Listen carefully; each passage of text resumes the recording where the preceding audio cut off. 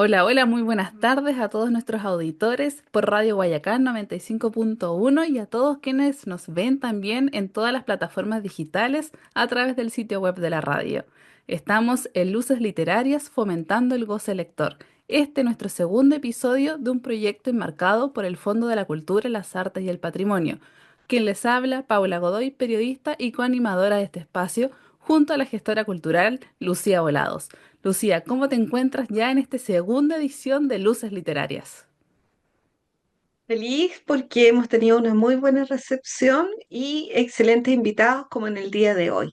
Así que sin más, vamos a aprovechar el tiempo de preguntar y de presentar a Joel. ¿Te parece, Paula? Claro que sí, hoy nos acompaña un historiador, una persona que deseamos poder profundizar más sobre una perspectiva única que es la mirada de las mujeres, contextualizada quizás también en este libro, pero también en otras sorpresas que nos va a entregar, y su perspectiva en la Guerra del Pacífico. Joel, te saludamos, muy buenos días. Justo estamos acá empezando nuestra segunda edición de Luces Literarias. Es un honor para nosotras tenerte y que nos acompañes. ¿Cómo estás? Bueno, muy bien. Encantado de poder participar en este segundo episodio de Luces Literarias junto a Lucía y junto a ti, Paula. Así que muchas gracias por esta invitación. Joel, para quienes El no te, contexto. Joel, para quienes no te conozcan, sería un honor si tú puedes presentar a ti mismo qué es lo más que te gustaría que las personas puedan reconocer de tu persona en Luces Literarias. Bueno, yo soy, primero que todo, soy un humilde profesor de historia. Hago investigación también y tengo estudios de posgrado y de doctorado también en la misma área de historia y me he especializado en historia de Chile, pero desde la región, en este caso la región de Coquimbo, y tengo varias obras publicadas y en el comento de hoy es justamente lo que estamos comentando, lo que está mostrando Lucía, que es el libro Cartas de Mujeres Coquimbanas, la historia no conocida de la Guerra del Pacífico. Así que eso es como mi último libro y que lo estamos presentando durante todo el mes de abril y mayo, no tan solo con fechas en la región, sino también a nivel nacional.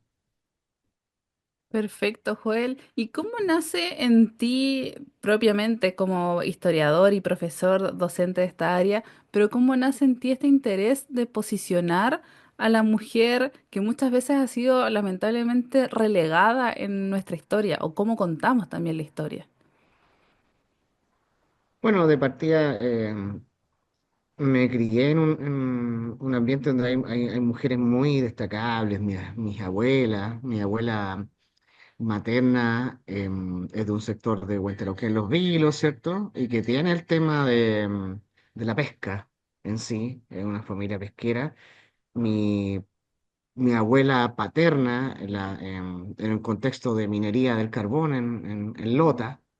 Entonces, esas historias están muy presentes y por cierto, nutren una base entonces que es muy enriquecedora para mí antes de meterme ya en un contexto más de investigación académica, más científica. Tengo un bagaje y claro, esas historias no las encontraba, como muchas otras historias también de varones, no se encuentran en libros que nosotros tengamos acceso, un acceso desde la propia escuela, sino que tenemos una narrativa que más bien es general y que está basada en personajes de la alta sociedad y también del sector centro del país, sobre todo Santiago. Entonces tenemos una historia de Chile, pero enfocada sobre todo en Santiago y de un punto de vista sobre todo del varón y de clase alta. Entonces, a esas cosas yo como que busco también enriquecer el relato con estas otras imágenes, todo enfoque, y en este caso aparecieron unos documentos inéditos que son estas cartas de mujeres que le escriben al Estado durante y posguerra del Pacífico, porque surgió una ley aprobada por el Congreso en diciembre de 1881 que daba recompensas a veteranos de la guerra, excombatientes, mutilados, y también a las víctimas, en este caso como viudas y también huérfanos. Sin embargo, esta ley tenía sus pros y sus contras, ¿ya? Porque son... Entonces, en este mundo que es de varón, en este mundo en que el país más encima tiene un 80% de analfabetismo, que es un problema social que sufren hombres y mujeres, pero la mujer es aún peor porque está sometida a un sistema de vida doméstico. La mujer trabaja mucho, pero dentro del hogar y no es remunerado. Claro, lamentablemente un Eh, trabajo muchas veces invisibilizado, por supuesto. hasta el día de hoy. Así es. Y, Sí, y el, y en ese sí, contexto, eh, al elegir las cartas, ¿cómo fue ese proceso? ¿Qué antecedentes hay para esa investigación? Cuéntanos un poco. bueno, al encontrar este legajo, múltiples legajos, son más de 32 cartas con sus dossier, ¿cierto? Que son las respuestas también del Estado, las diferentes oficinas, ¿cierto? Em, yo seleccioné las cartas de mujeres. Debo dejar en claro que también hay cartas de padres, de tíos, de abuelos que perdieron también a sus seres queridos en la guerra, que entran dentro de esta ley, que también la mayoría de ellos también son personas iletradas y que también por tanto están muy susceptibles, ¿cierto?, a diferentes tipos de abuso también. Entonces yo seleccioné solamente las cartas de mujeres para en una segunda posibilidad poder publicar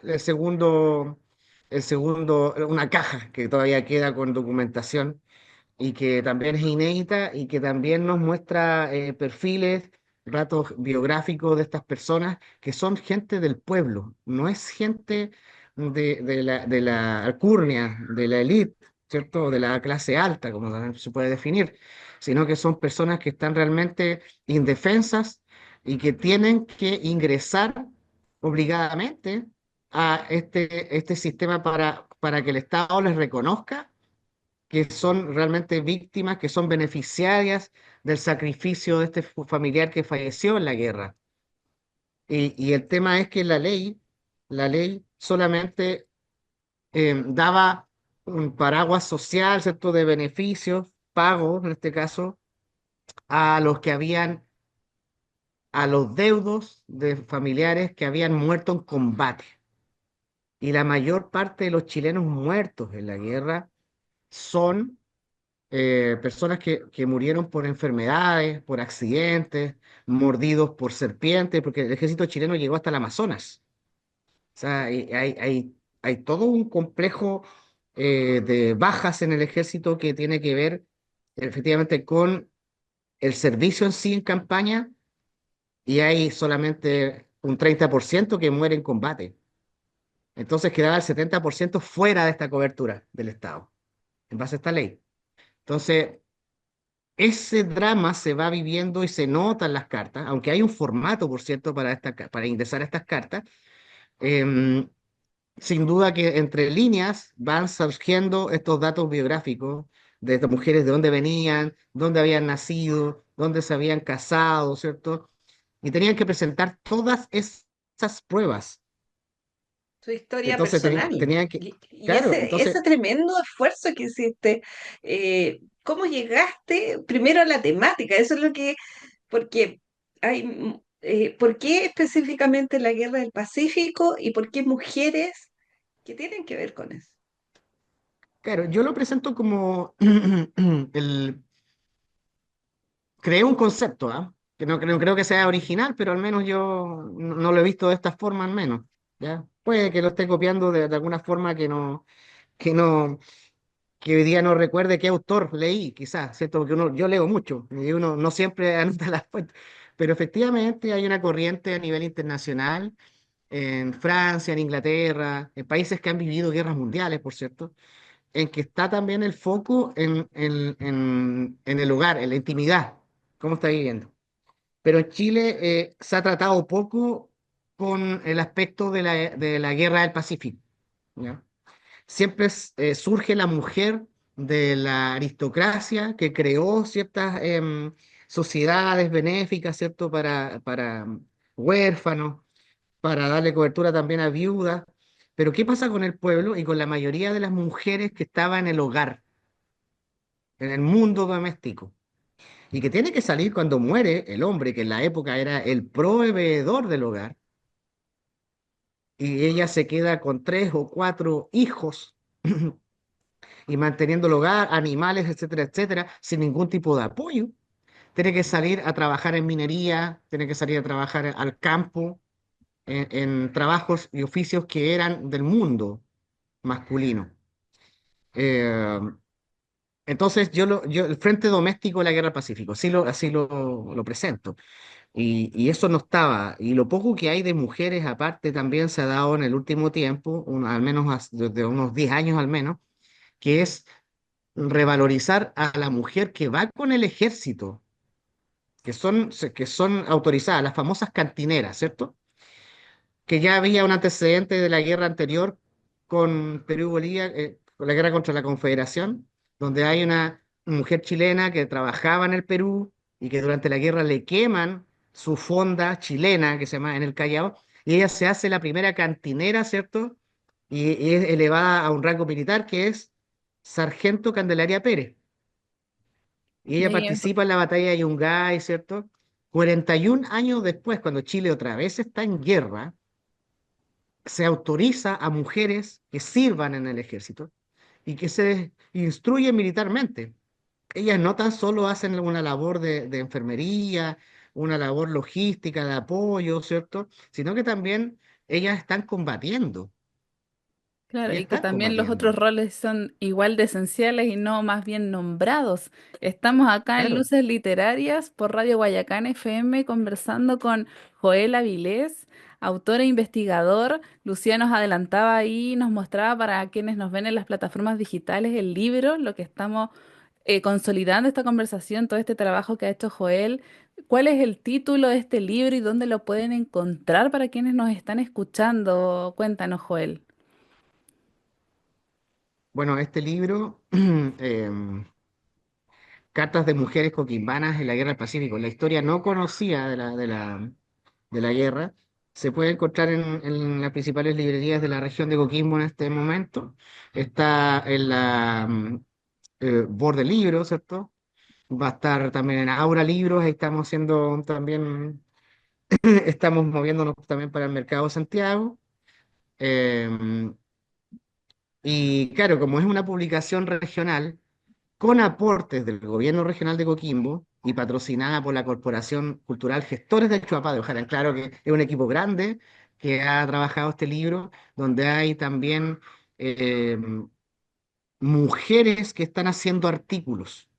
Eso también yo quería que no fuera un libro solamente de barba y bigote, porque siempre estoy, soy yo o hay un equipo de varones. En este caso, que quería que se mostrara todo el equipo que está detrás, que son mujeres, y está la doctora Cecilia Morán Tello, ¿ya?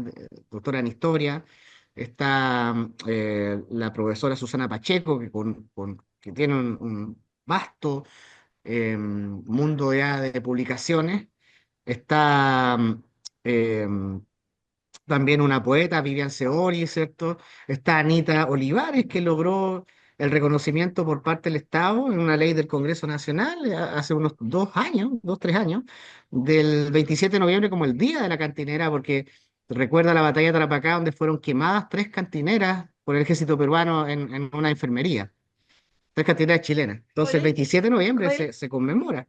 Entonces hay un equipo bien grande acá, Claudia Velasco, por cierto, eh, que está escribiendo sobre la mujer, desde la perspectiva de la mujer, más allá de que yo también coloco un estudio, por cierto, y soy el editor del libro. Se enriquece aún más porque hay una forma de abordar el tema que yo no la tengo y que quería que se expresara en las voces de ella. ¿Ah? Hay un tema de sensibilidad que al leer los artículos dan más piel, más carisma a este drama que estaba viviendo la mujer y en realidad todo el país movilizado en un drama como una guerra, como fue la Guerra del Pacífico. propio de las sutilezas que nos cuentas, porque tener una interpretación y un trabajo mancomunado con otras personas y que den la mirada femenina a este trabajo, habla, percibo, Lucía, me imagino también, un trabajo muy coherente con la esencia que nos cuenta que es Cartas de las mujeres de la región de Coquimbo en el sentido de posicionar genuinamente el rol de la mujer, que lamentablemente podría incluso, como historiador, no sé si tú nos puedes aventurar esto, cómo podría llegar a ser interpretada o contada también nuestra propia historia nacional desde muchos otros matices, ¿verdad? Yo creo que la primera, bueno, la primera misión del historiador, creo yo, y aquí me alejo de incluso algunos profesores del doctorado, que son de la escuela más clásica y que dicen que la historia es para ser conversada entre historiadores. Yo no creo eso. Yo no lo creo. Una vez que nosotros nos encerramos en el mundo académico, publicar solamente para pares, pierdes la conexión en realidad con la historia misma, que no son simplemente datos de un documento. El documento está hablando, pero hay gente que escribió ese documento. Tenía una visión, una mirada, está contando verdades, a veces completas y a veces a medias. A veces también está mintiendo, hay alguien que está escribiendo eso, que lo dejó plasmado, que era de carne y hueso, con toda la naturaleza humana, y que son personas a su vez muchas veces desconocidas. Y quiero dejar en esto claro que para mí la historia es una construcción social en que todos somos actores. Acá hay protagonistas, por cierto, pero hay personajes secundarios que enriquecen la labor del actor principal o la actriz principal en este caso. ¿Ya? Entonces, esta obra espero que despierte también a colegas a nivel país para que también puedan publicar los archivos que también existen de esta sociedad protectora de La Serena, pero que también estuvo en otros lugares porque es creada por la esposa de Benjamín Vicuña Maquena, doña Victoria Subercaseaux, ¿ya? Y crea esta protectora y con filiales en las provincias para que pudiesen dar un soporte, un apoyo social a todas estas mujeres del pueblo que no podían tener una defensa y obtener estos beneficios del Estado. El libro demuestra que existió en este contexto de guerra una solidaridad entre la mujer de clase alta con la mujer del pueblo y que hay varones también que se presentan como voluntarios, estudiantes del Liceo de La Serena, por ejemplo, acá en nuestra provincia, eh, jóvenes que estaban El Liceo estudiando Gregorio derecho, Cordobés. ¿sí? Jóvenes que ya trabajaban en las notarías, que se presentan y redactan las cartas. Y abajo colocan, Carmen Vilches no sabe firmar, pero yo firmo por ella, soy testigo. Y van apoyando a estas personas. O Por sea, supuesto que son procesos largos porque si hoy día la burocracia es compleja y se demora, en el siglo XIX era mucho más. Por eso que el libro se extiende desde el 79. La guerra termina para nosotros el 83, pero hubo tropas chilenas y en Perú se estudia hasta el 84. Y el libro llega hasta 1887, cuando van llegando respuestas. O sea, durante todo ese periodo fue súper, súper difícil para las familias chilenas. Y ojo, en la época también se ven bastantes epidemias de enfermedades que hoy día tenemos controladas y hay muchas familias que van muriendo los hijos los hijos, y eso aparece. Hay un trabajo también que hicimos de seguir a estas personas, y gracias a varias plataformas que hoy día tenemos a nivel, por ejemplo, Family Search, ¿cierto? Pudimos hacer una triangulación en base también a inteligencia artificial para llegar a los antecedentes a posteriores de estas personas. O sea, no es tan solo la carta en sí el documento, sino qué pasó después. Y ahí se ve, por ejemplo, hay casos en que mueren varios hijos de la familia. Y podríamos decir que puede ser quizás por una mala alimentación, las defensas estaban bajas, ¿cierto? En estas epidemias, etcétera, etcétera. Hay un drama tremendo. O sea, no tan solo la guerra se está viviendo en el norte, en el desierto o en las montañas del Perú, sino que también hay una guerra en Chile que es invisible, que están viviendo las personas comunes, y ellas también ganan o sobreviven a esta guerra del Pacífico. Entonces, Consulta, esto se da Joel, entonces en para un ir contexto cerrando. de historia de la mujer. Sí, Efectivamente, eh, Joel, lo que nos menciona sobre este apoyo, esta sincronicidad de los distintos roles de la sociedad de la época, evidencia profundamente entonces un tejido social palpable y de cuidado entre los distintos actores y las personas que tú pudiste evidenciar en estas cartas para sensibilizar y también para poder así motivar a nuestros auditores de Radio Guayacán FM acá en Luces Literarias, ¿cuál carta o de todo este trabajo de investigación que está plasmado en este libro, cuál relato de estas cartas, de estas epístolas tú guardaste, digámoslo, en tu corazón de historiador y en tu corazón como ser humano? Muchas son las cartas y como nombrar una sería como minimizar a otra, pero me encanta una carta que hay de una madre de la Higuera, de Miral de la Higuera, que escribe al gobernador que ella se encuentra en muy precarias condiciones, está de salud también muy mal, pero que entrega a su hijo al ejército y que si esto no bastara, dice, tengo un hijo menor que me está cuidando en mi pésima salud que tengo, pero si el gobierno y la patria así lo decide, también lo puedo entregar. Ese era el nivel de compromiso que había en esa época en buena parte de las mujeres. Esto no estoy diciendo que fueran mujeres belicistas, no estoy diciendo que fueran mujeres que les encantara la guerra, no. Entre líneas se nota el dolor de cómo se va un familiar, un pariente, se va lejos a lo macabro que es una guerra. ¿M? Pero se entendió en la época que lo que se estaba viviendo equivalía también a la propia existencia de la nación y que Efectivamente. incluso sobre lo que estaba ocurriendo entendían que había que hacer sacrificios tan grandes como desprenderse de un hijo, de un esposo. eh, no siempre ellas también tenían la decisión. En esa carta sí, porque los hijos eran menores de edad. ¿No? Oye, Entonces Joel, quiero, una consulta que nos parece súper pertinente, que habíamos considerado con Paula, tiene que ver con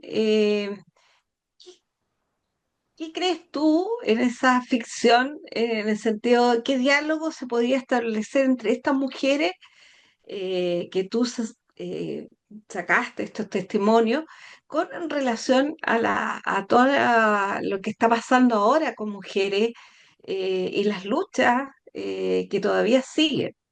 Cuéntanos un poco cuál es tu percepción, por favor. bueno, yo creo que hay muchas, la lucha que estamos viendo acá también es abrir ese espacio dentro de una sociedad que era muy masculina. Eh, ciertamente en los años siguientes existe una, em, una apertura en diversos oficios en que la mujer ingresa e incluso ingresa al Estado. En esta época ya podemos decir que hay secretarias mujeres, que hay telegrafistas, estafetas del correo. En la guerra misma, los hombres que manejaban, por ejemplo, los tranvías de sangre, que se decía que eran con caballos, ¿cierto? Se enrolan y son las mujeres las que toman el rol y em, se da la anécdota de que varios hombres no quisieron subirse a estos tranvías porque las manejaban mujeres, ¿ya? Entonces, y el libro también cita los censos. Con el censo de 1875 muestra una realidad de la sociedad y el de 1885, posterior a la guerra, ofrece que la mujer ingresa también a la minería. Ya no es tan solo que hoy vemos mujeres en la minería, que es algo más normal para nosotros hoy, que fue como anecdótico hace un par de años, pero tiene un antecedente en esta época. También ingresa a oficios del campo, también como artesanos y obreros de la construcción en las ciudades y en la pesca. Así que yo diría que el libro, cómo se asienta, es un antecedente para la historia del feminismo en Chile que tampoco se había tratado. La Guerra del Pacífico no se había tratado de esta forma, creo yo, Así es. y esto entonces es un trabajo pionero que espero que se pueda replicar en el resto de las regiones. Esperamos que así Y sea, Joel. efectivamente, disculpa Paula, el, lo, que tú destacas son los testimonios de nuestras mujeres de la región de Coquimbo. Y eso es súper significativo de resaltar el rol de quienes fueron las cuidadoras, las que se transformaron en proveedoras. eh, Realmente muy interesante tu libro que invitamos a todos a leer. Así que, ¿qué te gustaría que los lectores sientan, piensen luego de leer tu libro? Bueno, primero que todo es darle. El objetivo primero era demostrar que la mujer es parte activa de la historia nacional y en este caso regional. ¿Ya? Y que un evento que podemos leerlo desde el punto de vista militar, político, ¿cierto? Geopolítico, de fronteras, de cambio de límites, ¿cierto? Y de la geografía también cartográfica a nivel sudamericano también lo debemos entender como algo que afectó la vida íntima de las personas. Y que estas personas, hombres y mujeres que leemos en los textos, existieron, son de carne y hueso, y nosotros somos descendientes de ellos. Primero que todo, entonces las familias se vieron todas afectadas por un evento que quizás no tenían mayor control porque era algo de las altas esferas, pero que llegó, e implicó pasar carencias, pasar penas, pasar también traumas. Entonces quiero señalar que entonces que la historia está escrita con mucha pena, con muchas tristezas, pero también hay alegría. El libro termina con una foto de una mujer que recibe a su novio oficial, que sobrevive a la guerra y se casan. Y él llega a ser gobernador de Yapel. ¿Ya? La portada misma, me decían también, las portadas son dos hermanas de Yapel, Elena, ¿cierto? Y Rosario Gatica, que sus novios justamente se van a la guerra, son oficiales, y ellas crean en Santiago una ambulancia. ¿Ya? Y durante toda la guerra, los 6 años de guerra, ellas están siempre haciendo obras benéficas, reúnen a compañías de teatro para poder hacer estos eventos que reúnan dinero para enviar a los heridos, para reunir ropa interior, vendajes, etcétera. Y así muchas mujeres también dieron cobertura. Ellas son parte de la clase alta, diríamos, pero a través de ella también tenemos a doña Lucrecia Undurraga de Somarriba, que era la dueña de la hacienda de Yapel, pero que ella escribe cartas a mujeres de la zona que no saben leer ni escribir y que han perdido, por ejemplo, a su hijo en el combate naval de Iquique.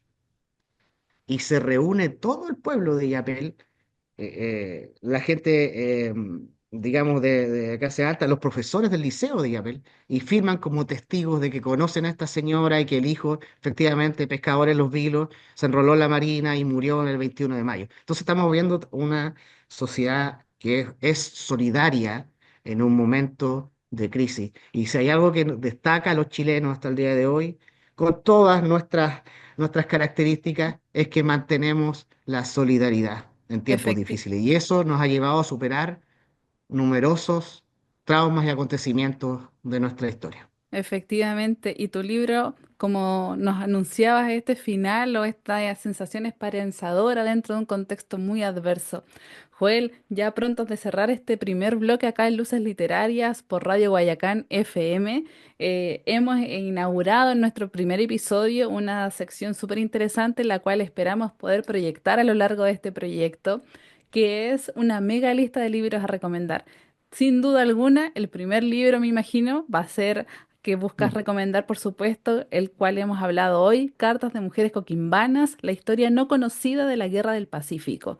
Además de este libro, que sin duda esperamos que las personas lo puedan adquirir dentro de las librerías de nuestra región, como nos lo anunciaste, ¿qué otro libro, novela o de temática libre te gustaría que pongamos en esta lista y decir que es el libro que recomendó Joel Avilés?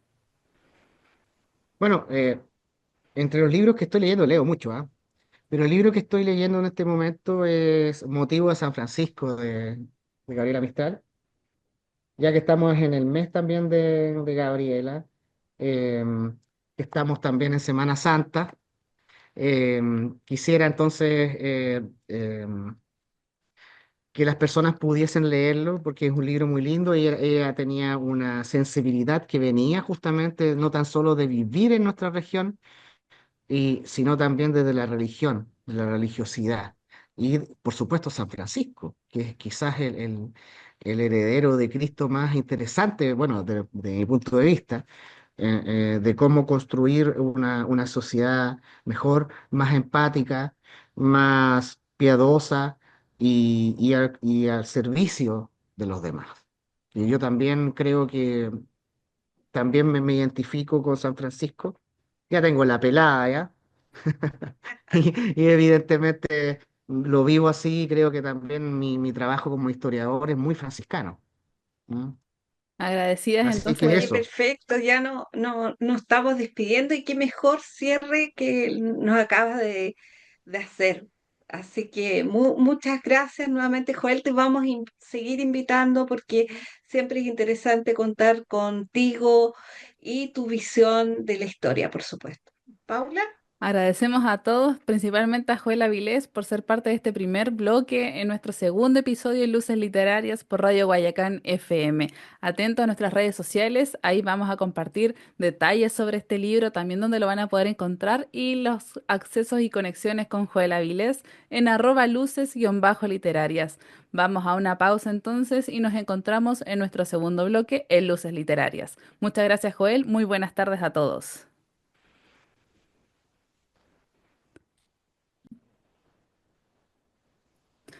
Muy buen día. Seguimos entonces con nuestro segundo bloque en Luces Literarias, este segundo episodio de este proyecto financiado por el Ministerio de las Culturas, las Artes y el Patrimonio, folio 757368. Les habla Paula Godoy, periodista y coanimadora de este espacio, que estamos junto con la gestora cultural que se adjudicó este proyecto, Lucía Volados.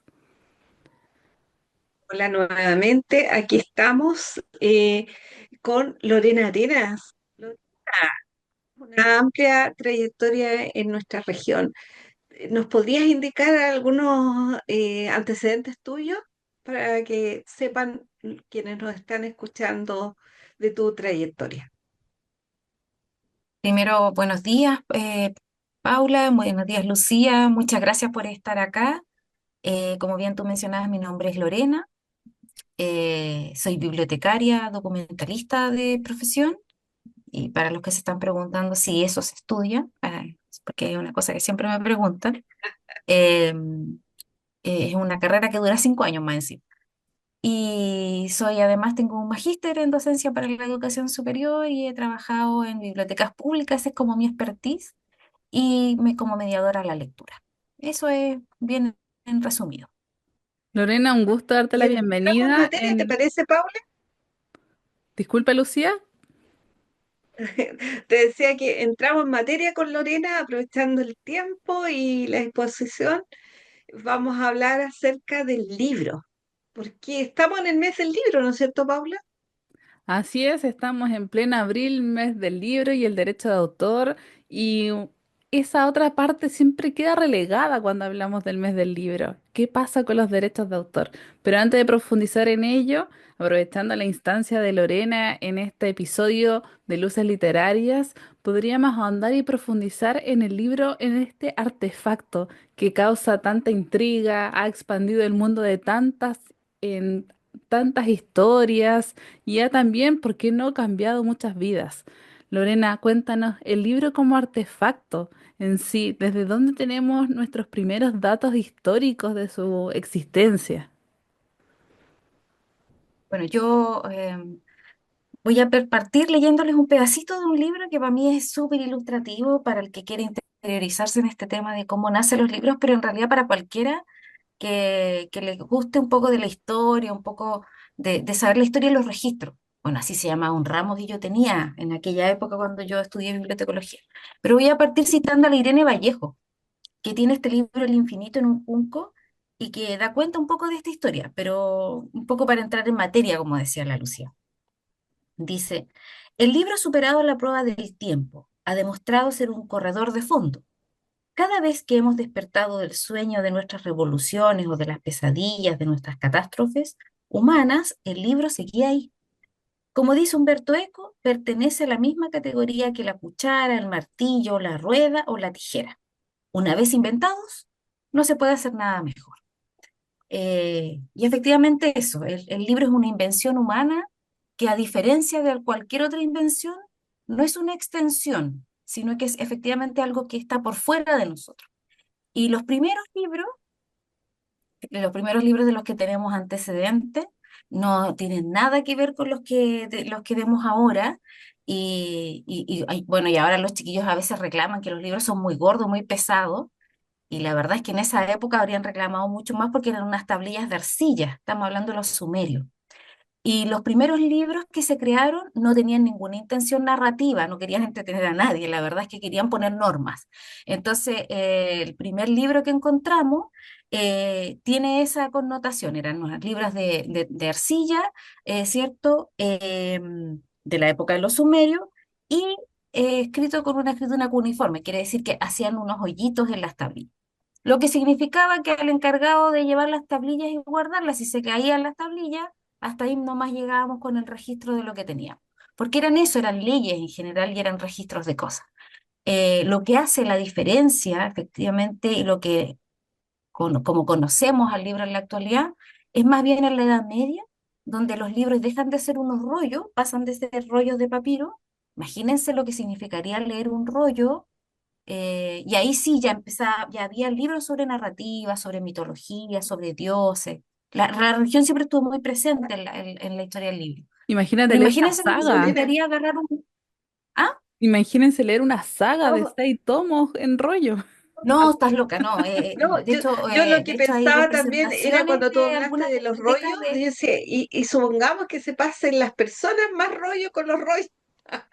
No, no, además que se leía, no se leía como leemos ahora, sino que se leía hacia abajo, entonces tenías que abrir todo el rollo. No, era imposible. Pero ya en la Edad Media se empieza a hablar de códices, y los códices eran pergamino, el pergamino es ya cuero, era más resistente, se podían reocupar, y se amarraban, se cosían. Pero siempre estuvieron destinados a un grupo muy específico de personas. Y si ustedes ven El nombre de la rosa, que es una película, pero que también es un libro maravilloso de Humberto Eco, cuenta un poco, y esa misma es la biblioteca medieval, así tal cual, está muy bien representada. Entonces ya ahí ya tenemos un indicio de lo que vamos a entender por libro. Pero en estos códices hacían una cosa que se llama palincesto. El que escuchaba Inti Illimani, hay un tema que se llama así, que era el pergamino era caro, era muy caro, era un material, por eso digo que no era que la gente anduviera por las calles, en los kioscos se vendieran códices, para nada. Entonces, no, se tenían en las abadías, ¿cierto? En recintos muy específicos. Y como en algún minuto se les acababan los pergaminos, los volvían a pintar o los raspaban y los volvían a escribir. Entonces, el palimpsesto es un texto que está debajo del otro, que quedó de alguna forma, un texto que pasó de moda, por decirlo de alguna forma, y necesitaron escribir otra cosa. Y ustedes se preguntarán, bueno, ¿y qué se escribía? La Biblia, la historia de los santos, y luego mucho tiempo después de personas importantes, reyes, qué sé yo. Y además obviamente se llevaban registros, por decirlo, las actas de nacimiento, por decirlo así, los certificados que ahora emitiría el registro civil. Y hay una técnica muy bonita que se llama iluminación, que era eh, eh, de alguna forma dibujar con unos colores muy específicos que estaban muy normados la vida de los santos. Entonces voy a ponerle que eran los primeros cómics de la época, los primeros libros ilustrados de la época. Y siempre tenían un afán aleccionador, ¿cierto? Pero no estaban pensados para gente, para enseñarle a leer al común de la gente, al campesino, a la mujer, qué sé yo. Eso vino mucho tiempo después, cuando Gutenberg, señor Gutenberg, inventa eh, Imprenta. la imprenta, y de alguna forma y convierte el libro en un artículo de diversión, que ahí pasamos a otra cosa. Más Ahora, democrático. el primer libro impreso es la Biblia, ¿ya? Porque seguimos con esta cosa de la literatura o de los libros aleccionadores, ¿cierto? Relacionados con la religión. Y hasta el día de hoy el libro más vendido es es la Biblia y después el Corán. Así que sigue un poco esa impronta, ¿no? Y no es Pero ya con casualidad, registro común, con la imprenta Lorena, viene el otro. no es casualidad que estamos justo en este segundo episodio, en plena Semana Santa. Estamos en Luces Literarias, conversando con Lorena Arenas, profundizando y conociendo la historia del libro como artefacto. Y hemos llegado ya, atravesamos los sumerios, Edad Media, y la Biblia como este primer libro oficial, el cual empieza a ser repartido, adquirido, me imagino, y ahí entonces podemos ver luces como la relevancia del libro pasa a ser parte de la vida común, ya lo alejamos un poco de personas específicas o de seleccionados como un artefacto muy exclusivo, por así Más decirlo. democrático. Sí, de Más alguna forma democrático, más democratiza, pero masivo. lo que nos falta la otra parte, que es cuando se producen los procesos de alfabetización. Y los procesos de alfabetización vienen con las grandes reformas sociales. En anterior a eso, el libro era igual, aunque era un libro un poco más barato, era de circulación muy restringida porque era muy poca la gente que sabía leer. De hecho, el otro día asistimos a una charla sobre donde mencionaban la particularidad que Gabriela Mistral, que estamos además en su año, por los 80 años del Nobel, supiera leer y escribir, y su madre y su hermana supieran leer y escribir, porque era una época en Chile donde el analfabetismo era enorme. Yo creo que todos tenemos algún abuelo o abuela que no sabía leer ni escribir. Entonces, claro, el libro como artefacto tiene esa otra parte que necesita ser leído. Y es ahí es donde está el lector. Y para que existieran lectores, a la gente, a los obreros, se les ocurrió que tenían que aprender a leer. Entonces yo ahí les tengo otro pasaje de otro libro que estoy leyendo, porque Emilia Lucía me dijo, oye, pero recomienda algunos libros, bueno, aprovecho de eso, que se llama Oro Triste, y es un libro de la María José Cumplido, historiadora ella, chilena, sobre diarios feministas. Y en uno de estos diarios, no son diarios personales, sino que son publicaciones periódicas, una de las creadoras de este diario que se llama Alborada, plantea lo siguiente, dice, en una de sus últimas reuniones se recordó echar las bases de una academia o centro de estudio, formado por obreras que pertenezcan a sociedades o ajenas a ellas. Estamos hablando de mujeres que incorporadas al trabajo. Dice, se procurará la formación de una biblioteca y habría certámenes permanentes en los cuales se premiarían los mejores trabajos, ya fuera con objetos de arte o bien publicándolos en los periódicos como forma de estímulo. Los beneficios que prestan las bibliotecas son inapreciables. O sea, para democratizar este libro, en el año 1907, estas mujeres que escribían en esta revista, La Sociedad Alborada, veían la necesidad imperiosa de tener una biblioteca y de la enseñanza. Lo dejo ahí, si a alguien también le interesa. Oro triste de María Oro Entonces, José verde Cumplido. entonces de María José María, Cumplido. María José Cumplido. Sí, efectivamente. Y ahí empieza a entrar entonces el rol que es realmente esencial en esta mediación lectora, en la sensibilización y cómo también la persona común y todos accedemos también a muchos libros, que es el rol de la biblioteca. Cómo ahí empieza a permanecer entonces como algo esencial para poder acercar estos artefactos que partieron con, como tú nos señalabas, este resumen muy breve de la historia del libro, cómo pasó de ser estas tablillas a esto que estamos viendo ya de manera más común para nosotros y para nuestro recuerdo cercano, los libros en los estantes, y ahí cómo se empieza a generar o cuál es el rol clave que empieza a evidenciarse así la biblioteca, con su misión quizás mayor, con mayor esencia. Y además yo Bueno, la agregaría, red de disculpa bibliotecas Lorena, públicas, los desafíos para la biblioteca en estos otros formatos digital. Ahí, cómo lo ves? bueno, las bibliotecas públicas tienen el afán esencial de democratizar el acceso al libro. El libro en Chile es un objeto que es caro, pero además tiene una serie de connotaciones también, aparte de ser un artículo que es caro, porque tiene un impuesto que podrían bajárselo, eh, que es el IVA, que en otros países no lo tiene. Pero además de eso tiene toda una connotación como de cierta intelectualidad, como que la gente que le gusta leer es gente muy inteligente, muy intelectual. Entonces, y las bibliotecas públicas lo que pretenden es democratizar el acceso al libro como un derecho, la lectura como un derecho y no como, y de alguna forma sin exclusión. Y porque además la gente piensa que en general los libros están destinados en términos curriculares para los niños. Entonces, que los niños lean está súper bien, pero que los adultos lean como, no sé, medio raro.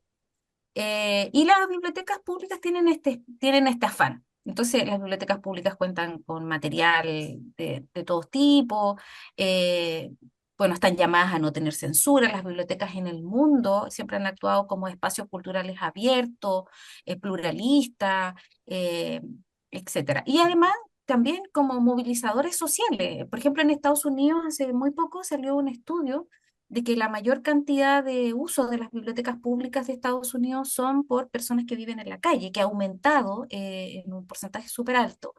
Las bibliotecas públicas en Argentina, por ejemplo, ellos tienen desde hace la Biblioteca Nacional de Argentina, en la época de la peor eh, crisis económica argentina, incluso daba desayunos en las mañanas. En Chile, en algún minuto, la Biblioteca Nacional tenía un horario especial para los obreros, que era muy temprano en la mañana y de noche.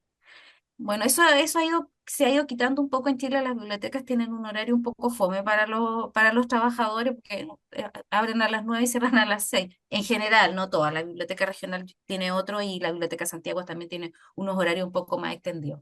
Pero el llamado, la misión de la biblioteca pública es a democratizar el conocimiento y hacer un espacio de reflexión también y de participación ciudadana.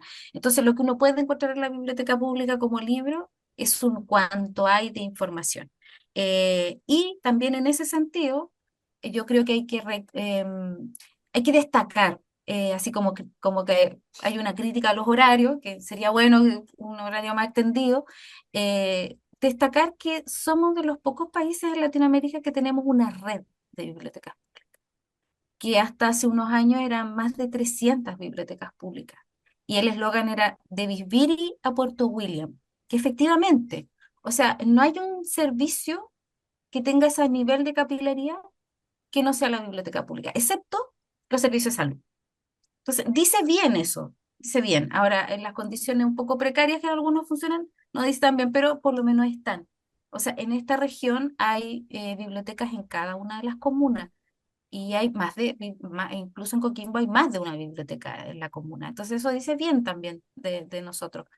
Se puede mejorar, obviamente, y en eso yo creo que debiera trabajarse más, pero hay una presencia de biblioteca pública. Ojalá la gente la usara más porque son gratuitas, porque son diversas, porque son espacios que están abiertos a distintos, digamos, formas culturales también. Y bueno, y lo que me planteaba la Lucía, esto del nuevo formato, es un desafío, yo creo que en muchos ámbitos, pero que no dice que el libro esté más muerto, sino que dice que el libro está más vivo, se va transformando. Ya no somos los sumerios agarrando las tablillas, sino que llevamos nuestro ebook. Pero el formato sigue siendo el mismo en términos, ya no es el papel, pero sigo leyendo, sigo con una lectura inmersiva, quiero decir que yo me meto en ella y a veces no sé lo que está pasando al resto. Yo he visto gente en el metro en Santiago leyendo, con el caos que es el metro de Santiago. He visto gente aquí en los consultorios leyendo, con lo desagradable que debe ser ir a los consultorios. Entonces, creo que, como decía el texto que leí al principio, el libro está más vivo. Lo que nos desafía es a ser mejores mediadores y a estar atentos a lo que la gente quiere leer, a lo que los jóvenes quieren leer y a los temas que los niños también quieren tratar. Y ahí podemos hablar de un gran tema que es la proliferación y lo bello, bello, bello, que es ver lo diverso del libro infantil y juvenil. Hay una diversidad enorme que al menos yo por lo menos mi generación no la vi, yo nunca vi ese nivel de diversidad. Hay para lo que quieran. Eh, ya hay Efectivamente. autores, hay temas, hay formas también muy diversas. Efectivamente, seguimos acá en Luces Literarias en Radio Guayacán FM junto a Lorena Arenas hablando sobre el libro, su diversidad y ahora profundizando también sobre estos distintos formatos. Por muchos años se habló siempre de los clásicos y cómo esto podría generar, me imagino, también cercanía o lejanía sobre este interés de la lectura, cómo nos acercamos a la biblioteca y pensando también en quienes nos puede estar escuchando, viendo en nuestras plataformas digitales, Lorena. ¿Cómo podemos, desde el rol de la mediación que ejerces, desmitificar quizás esa sensación de quizás yo no pertenezco al mundo de los libros? ¿Cómo podemos desmitificar esa sensación eh, presentando distintos formatos, géneros? ¿Cómo crees tú desde la primera instancia se puede lograr ese efecto en los auditores y lectores, por supuesto? Sí, yo creo que, a ver, yo voy a citar a un autor que se llama Ranganathan, que es como una especie de filósofo de la bibliotecología que decía que tenía unos preceptos, como buen indio, con esto de los preceptos, a los indios les gustan los preceptos. Entonces, tenía un precepto que decía, a cada lector su libro y a cada libro su lector. Y esto quiere decir que yo siento que cuando la gente dice, no, yo no leo, yo siempre le digo, no, yo creo que tú no has encontrado tu libro y tu libro te anda buscando. Pero también yo creo que hay harta mito de qué es ser un buen lector o qué es leer. Entonces, cuando la gente le pregunta, no, yo no leo, pero la gente lee WhatsApp, la gente lee Instagram, la gente lee el diario en internet, pero lee el diario. La gente está todo el día leyendo mail.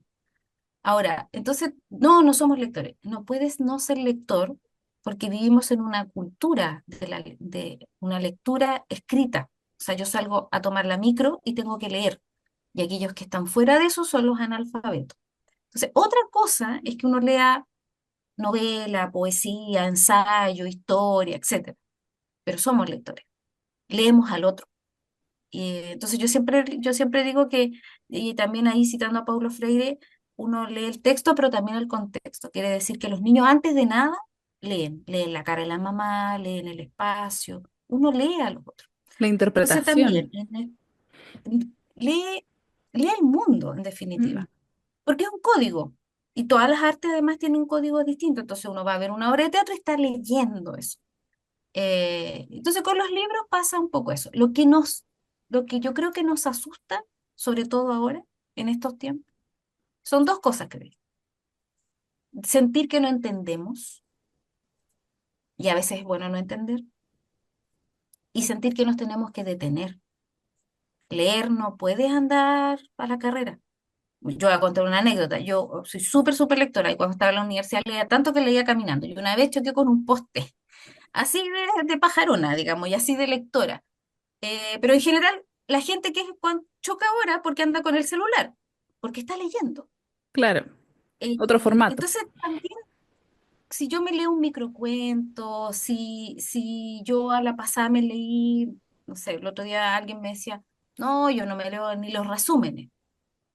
Yo creo que sí, pero que nos da, está toda esta connotación social que para decir que eres un buen lector tienes que haberte leído también los clásicos, tienes que leer, no sé, un libro todos los meses y tiene que ser complejo. Y como digo, hay libros para todo y están ahí disponibles y el mercado lo tiene ahí, las bibliotecas públicas también los tienen, y uno tiene que saber cuándo encontrar. Pero yo además, sobre todo, yo diría que uno llega al libro por alguien. Cuando somos niños, no podemos pedir que nuestros hijos sean lectores si nosotros no leemos. Si no leemos, no nos sentamos con ellos a leerle en la noche, no leemos nosotros, no leemos el diario, no comentamos. Y cuando ya eres adulto, yo que trabajo con adultos mayores, lo mejor que a mí, yo creo que lo mejor que yo he escuchado en todo mi tiempo de mediadora es una vez un caballero que me dijo, yo por primera vez en mi vida me leí un libro completo. Pero él no se lo leyó porque yo fuera una excelente mediadora, sino que el grupo en que participaba era tan entretenido y él iba a conversar. Y se dio cuenta en algún minuto que para poder participar de esta conversación tenía que leerse el libro. Y era un libro de cuentos de Edgar Allan Poe, El gato negro, era esa selección. Y hablamos de los gatos, y hablamos del terror, y hablamos de la oscuridad, y hablamos eh, de la venganza, y fuimos profundizando. Entonces, había que haber leído el libro. Entonces, yo creo que una súper buena forma de que la gente llegue al libro es que lo lleve a alguien que le sea significativo. O sea, el adulto significativo que lee es fundamental en la infancia. Y el adulto significativo que te acompaña cuando estás más grande y te recomienda un libro también. Y lo otro, que no hay que tener miedo a decir que el libro no te gustó, que no lo entendiste, que no lo terminaste, o que simplemente lo vas a dejar para otro momento porque tu estado emocional no te permite conectarte con eso. Lo que pasa es que también Eso es tenemos muy parte, fijado el tema Lorena, curricular. ¿Sí, Lorena, Lucía? eso es lo que estás diciendo es los derechos del lector, ¿no es cierto? Del lector. Claro. Y es Efectivamente. súper importante porque de repente uno cree que tiene que terminar un libro para después leer otro. Y no, puede leerlo simultáneamente, no, no hay regla en eso, ¿no es cierto? En esto la infidelidad está absolutamente permitida. No sé Y en la otras cosas, pero promiscuidad la promiscuidad también. lectora. Efectivamente, y el Lectora, pudor para mí, de... lectora. Por favor, estamos en horario de menores, así que Y sobre todo me imagino, Lorena, lo que comentabas con la experiencia de este adulto mayor, el pudor de también de abandonar un libro, de no cumplir una meta de 50 libros al año, porque lamentablemente para bien o para mal, todo tiene su espectro, de pronto también hay mundos dentro del mundo de la lectura que son y tienden a ser muy exitistas, cumplir metas, cumplir géneros, determinadas sagas, determinados lanzamientos. Y eso genera un poco la magia, volviendo a la biblioteca, de uno sumergirse y que el libro te encuentre. Y ahí me gustaría también detenernos, Lorena, ya prontos al cierre de este bloque súper interesante junto a ti en Luces Literarias, dentro del analfabetismo funcional, dentro de este contexto que de pronto los titulares han hablado de leemos más pero comprendemos poco, ¿cómo podemos fortalecer nuestra sociedad desde ahí también? Yo tengo una teoría que es absolutamente no comprobada, no científica, así que me lanzo nomás a proponerla. Yo creo que entendemos poco lo que leemos porque hablamos de una manera muy distinta de la cómo es que se escribe.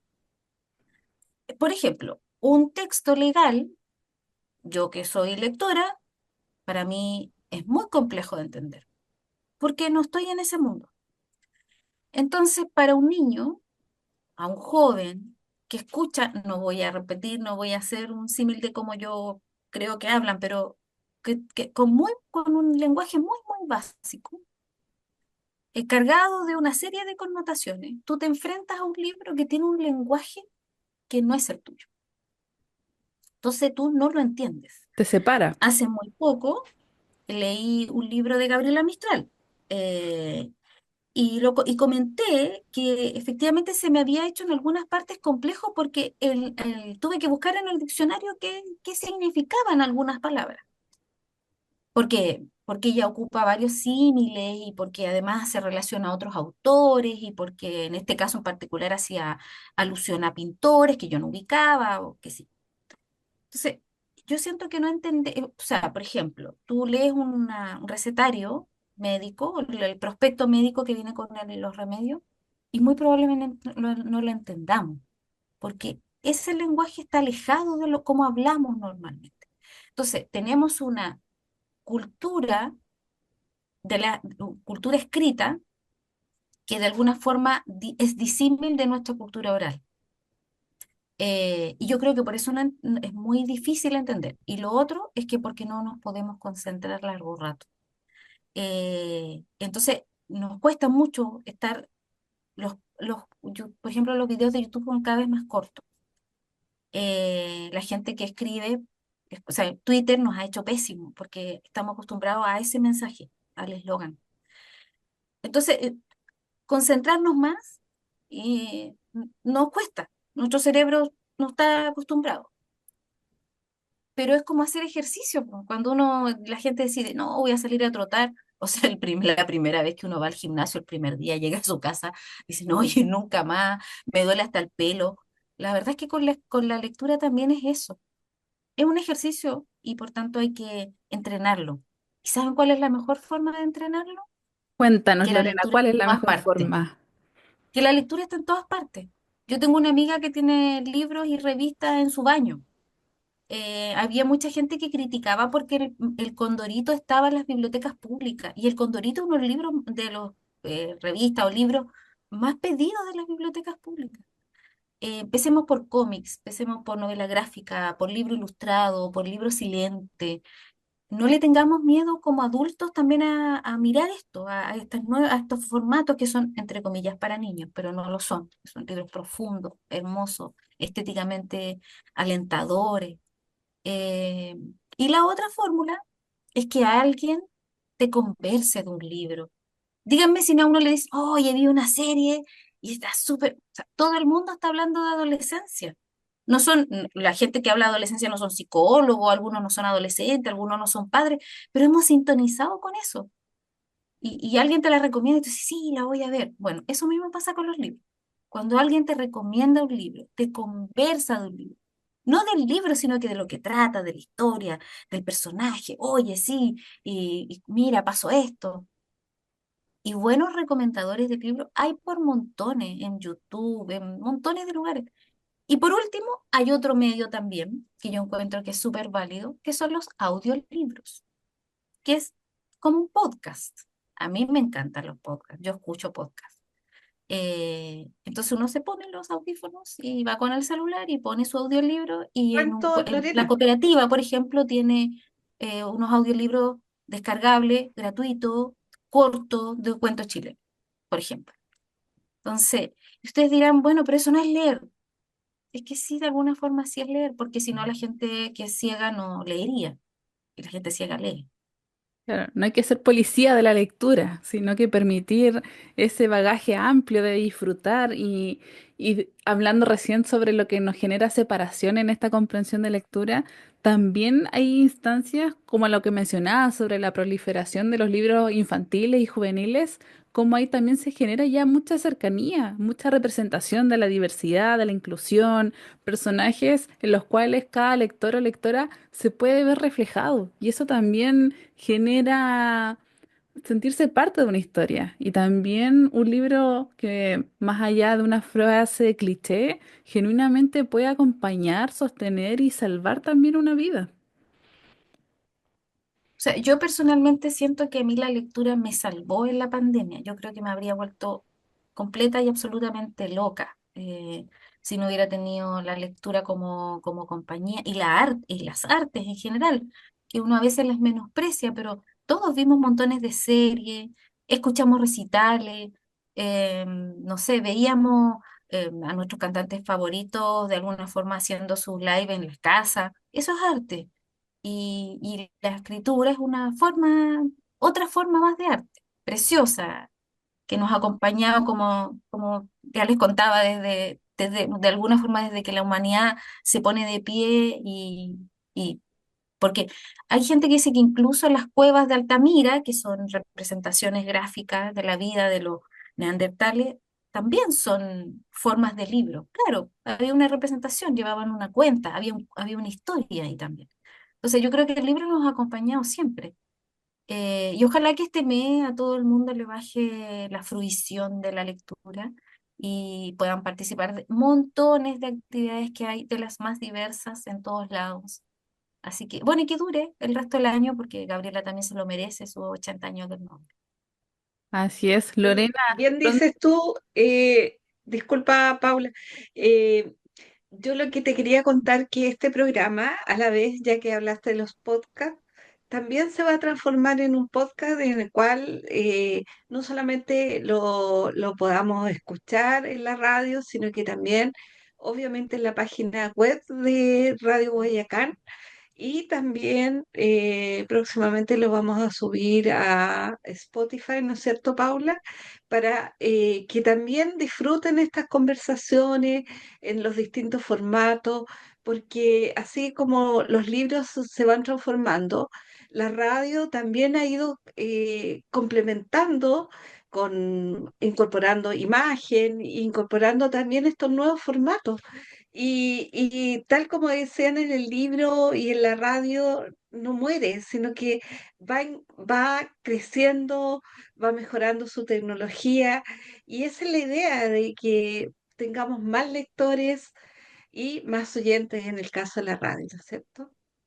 Así es. Lorena, antes de marcharnos y cerrar esta segunda edición de Luces Literarias, si bien nos diste unas recomendaciones, en nuestro programa, en este proyecto liderado por Lucía Volados, queremos tener una lista gigante de libros a recomendar y les estamos preguntando a cada uno y una de nuestras invitados e invitadas. Así que Lorena, es tu turno. ¿Cuál libro dejamos en la historia de Luces Literarias que nos quieres recomendar en esta jornada para nuestros auditores y auditoras?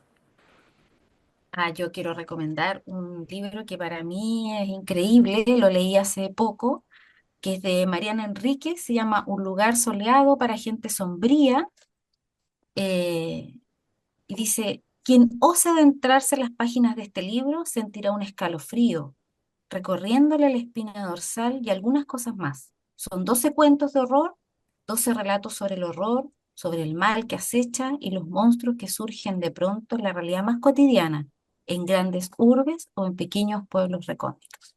Mariana Enrique es una escritora argentina que se ha caracterizado por escribir yo diría que ella dice que su literatura es de horror, yo diría que es una literatura que apela a las cosas más oscuras que uno puede tener. Entonces, estos cuentos no son necesariamente fantásticos, sino que más bien ese horror que está presente en la vida de todos nosotros, ese horror que está presente en la historia de Latinoamérica, ese horror que tiene que ver con la dictadura, con la delincuencia, con ese miedo al otro, a lo distinto. Yo cuando lo leí, yo debo decir que ya me he vuelto media fanática de ella, ella me encanta, es una escritora más relativamente joven, está viva, si ustedes la quieren buscar en YouTube, tiene montones de conferencias y todo lo demás. El año Y este pasado libro estuvo con acá en 12 Chile. cuentos, y estuvo en Chile hace poco, el año pasado, y creo que va a volver también. Así que yo súper recomendada, Mariana Enríquez, Un lugar soleado para gente sombría, de Editorial Anagrama, Narraciones Hispánicas. Son 12 cuentos y como yo les decía, si pueden partir por el que quieran, da lo mismo, pueden leer un cuento nomás y dejar los otros, eh, o puede que les gusten todos los cuentos como a mí, o puede que les guste solo uno. Y a los que les gusta Stephen King, ella es fanática de Stephen King, ella es una reconocida fanática de Stephen King, así que también por ahí a lo mejor les engancha. Genial, así que muy buena tu recomendación. De hecho, yo creo que lo voy a buscar ese libro. Me intrigó escucharte hablar del libro, así que seamos libres de la lectura, disfrutar los libros, la lectura y este mes precioso del libro y como tú decías, que continúe todo el año y el tiempo que está por venir. Gracias, Lorena. Cerramos así esta segunda edición de Luces Literarias. Les dejamos invitados a seguirnos en nuestras redes sociales, descubrir más de nuestros invitados, sus libros recomendados y lo que está por venir en @luces-literarias. Nos despedimos y agradecemos su preferencia, el tiempo de Lorena y nos despedimos, Lucía, y cerramos un segundo episodio de Luces Literarias. Así es, y va a quedar en nuestros posts tu Instagram y formas de ubicarte, Lorena, para que todos queden gratamente conectados contigo en esta y en otras instancias. Muchas gracias a ustedes por la invitación. Yo creo que se me nota el entusiasmo de hablar de este tema, y ojalá que lo transmita y ojalá haya sido una buena recomendadora de este libro. Y bueno, y eso, sigámonos viendo y hablando de libros durante este mes y durante el resto del año. Así es, muchas gracias a todos, que tengan un muy buen día. Luces Literarias en Radio Guayacán FM.